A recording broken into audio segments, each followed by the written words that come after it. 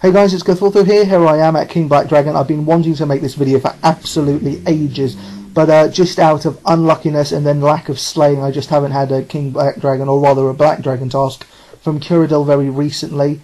It's actually been around 50 to 100 tasks since I last had my last Black Dragon task.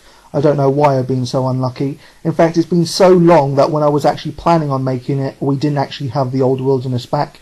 So in terms of travelling to the KBD Lair, there was absolutely no problem. Unfortunately now, there is that problem. There is that chance that that certain level of risk you're putting in by having to travel through the wilderness to get to the KBD Lair. Obviously, the best way to get there, and the way that I used personally, was to use a Lava Titan. I teleported via Lava Titan. It takes me south of the KBD Lair. I only have to walk for maybe like 5 to 10 seconds in the wilderness to get round the greater demon cage, rather the lesser demon cage actually, and then down the ladder. So yeah, there is still risk though. I personally went into a low populated world, and it was actually a skilling world, so 1,500 skill level needed to get into the world. So yeah, I used that world to actually get up to the KBD Lair, and it was safe for me. So yeah, in terms of using that method though, you would have to be using a Steel Titan as your familiar, because obviously then you can just kill your Lava Titan once you're done with it and then bring out your Steel Titan. Obviously that doesn't exclude Iron Titan, Geyser Titan. I don't know how well those do here. Probably just as good as Steel Titan does. However, if you are bringing a Yak, and a Yak is a very sensible familiar to bring, you will have to think of another method of getting here. Obviously you'll probably have to walk all the way there, or maybe if you have ancient teleports, you'll have to use one of those ancient teleports to get you halfway across the wilderness, walk the rest, maybe use those ancient teleport things that they have in the wilderness as well. Lots of different methods, but not as safe as using a Lava Titan. So yeah, right now you can see that I'm killing the King Black Dragon with my Steel Titan, so I use the Lava Titan, Steel Titan method. And then yeah, having a look at my gear, and actually talking about risk as well. So obviously when you go into the wilderness, you will be risking quite a lot. At least that's what I thought. But this is actually the best of the worst time to kill KBD.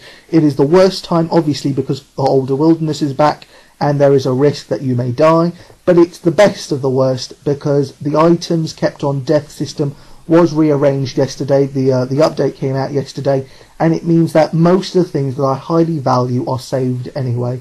So for example, if I was only saving 3 items, it would be the Bandos Chestplate, the Bandos Tassets, and my Chaotic Rapier. If I would use an Item Protect, which obviously I would do before I even go into the wilderness, the item that would protect is my Fury, and that actually only leaves me with 400k risk, being the D-boots mainly, I guess, Barrow Gloves. Unfortunately, from that 400k, the Slayer Helmet is not included. The Slayer Helmet is a risk of its own. It's not calculated by Magicks, because it's just an amalgamation of tons of items there. But yeah, so basically you're actually risking, realistically, about 1 to 2 mil. At least that's what I was risking.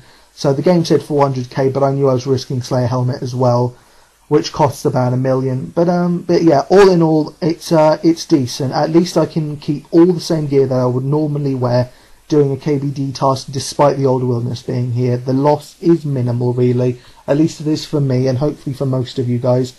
If not, obviously you can switch some items around. For example, you don't have to take Barrow Gloves, you can take Rune Gloves. They're not too bad. Obviously you can get rid of Dragon Boots, maybe wear Combat Boots or something like that.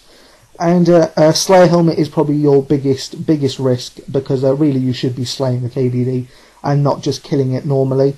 So yeah, that's my gear, that's my familiar. And then talking about my inventory, I will try and show you a clip of my inventory towards the end. But in my inventory, just in case I don't actually go through it, in my inventory are 2 extreme sets, pure sets, so just the attack and strength versions. But 2 of those, there are 4 anti-poisons, super anti-poisons. That's why I'm using a Dragon Dagger. I've also got 2 anti-poison plus. I've got 3 sharks, 1 enhanced Excalibur. I've got my Bone Crusher. I've got teleport tabs. I used to have a Steel Titan pouch, because obviously I was using a Lava Titan at first. I also have Steel Titan scrolls, and then all the other slots are prayer pots. Not very many spaces for prayer pots, that is for sure, but it should still last you a decent amount of time.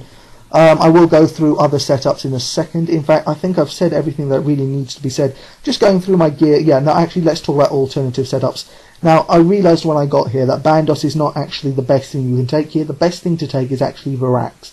The reason behind that is because instead of the strength bonus, you're getting prayer bonus, and prayer bonus, when you have a steel titan, is much more valuable, because steel titan means you don't have a beast of burden. Beast of burden means that you don't have extra prayer pots, and you're actually restricting yourself to very few. So as much prayer points as you save, the bigger your prayer bonus is, the better. So I would have decided on Varaks if I had thought about it. I would also have taken a red cape instead of RD cape. Those are the only three changes I really would have made. If I had taken an alternate setup, it would have been I would have taken Yak instead. Obviously, like I said, it is more dangerous taking a Yak because you have to think of a different way to get to the KBD Lair. But obviously, bringing a Yak has tons and tons of benefits. Firstly, you have more room for food. I'm not saying that you'll need food, but it's always nice for it to be there, be available. You also have more prayer pots, so you're more likely to finish the task, you know, without having to leave to bank. You'll have to take a couple of Yaks with you though, because it will be more than an hour. And then also, more importantly, people will be able to bank their drops. I'm not banking any of my drops. In fact, I'm hardly picking any of them up. All the hides stay on the floor. Most of the drops stay on the floor.